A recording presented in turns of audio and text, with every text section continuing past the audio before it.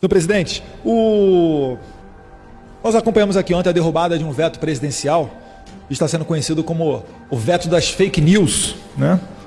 E para que não haja sombra de dúvida sobre o que eu vou falar aqui, eu vou ler o texto que foi vetado pelo presidente. Foi exatamente o parágrafo 3º do artigo 326A.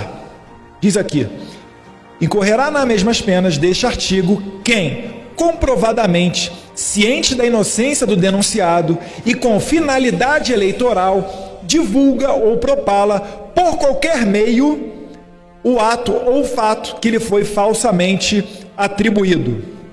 Pena, reclusão de 2 a 8 anos e multa. Primeiro, senhor presidente, eu corroboro aqui os argumentos da AGU que fundamentou esse veto, dizendo que faltou aqui proporcionalidade.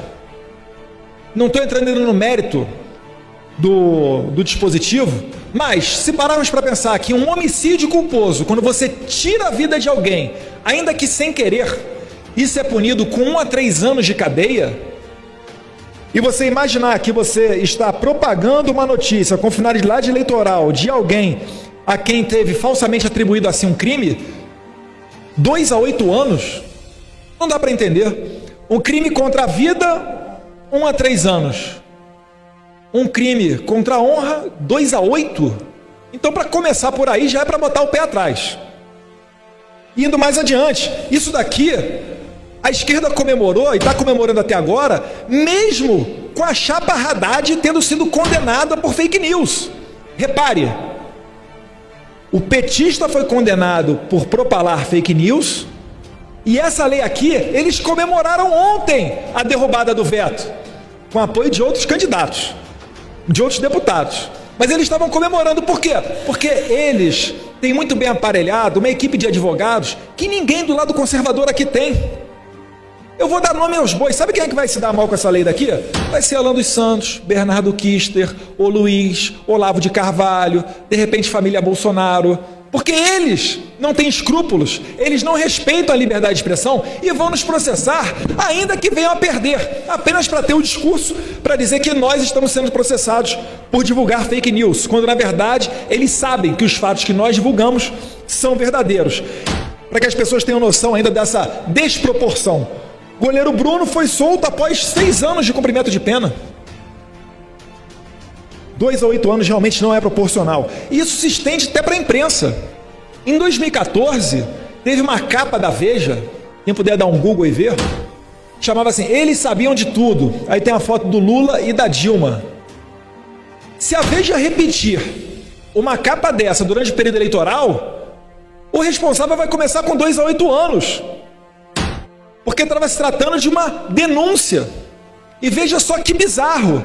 Se o Lula vier a ser candidato, ainda que condenado em segunda instância, e alguém falar que ele é corrupto, que ele foi condenado por lavagem de capitais, ou seja lá o que for, o PT pode processar essa pessoa com base nessa lei aqui, porque ainda não foi transitado e julgado. Pode-se dar essa interpretação. Eu não sei se as pessoas em casa estão conseguindo acompanhar o raciocínio, de ver como é que está em risco a liberdade de expressão com isso daqui. Isso é um absurdo. É por isso que eu me comprometo a buscar o presidente do meu partido, porque o partido é o legítimo para propor ações diretas de inconstitucionalidade junto ao STF, para que a gente consiga barrar essa lei. Isso aqui vai amordaçar a liberdade de expressão. E repare, senhor presidente, está falando aqui um deputado que é constantemente vítima de fake news. Mas ainda assim eu prefiro que as pessoas tenham a liberdade para falar o que bem entenderem e depois, se for o caso, eu, a vítima, que os acione na justiça com base no crime contra a honra, do que amordaçar todo mundo, do que todo mundo ficar com a faca no pescoço, com medo de falar alguma coisa, por causa dessa lei aqui da fake news. E diga-se de passagem, o veto foi destacado por um deputado que não é de esquerda. Então, senhores, é chamar atenção para isso. Falta clareza, falta proporcionalidade, e no mais eu acredito que o que tem que vigorar é o debate, são as informações. A gente não pode viver mais com uma censura velada, seja lá para quem for, seja para a direita ou para a esquerda. É isso que eu queria dizer, senhor presidente. Muito obrigado pela benevolência do minuto para a conclusão.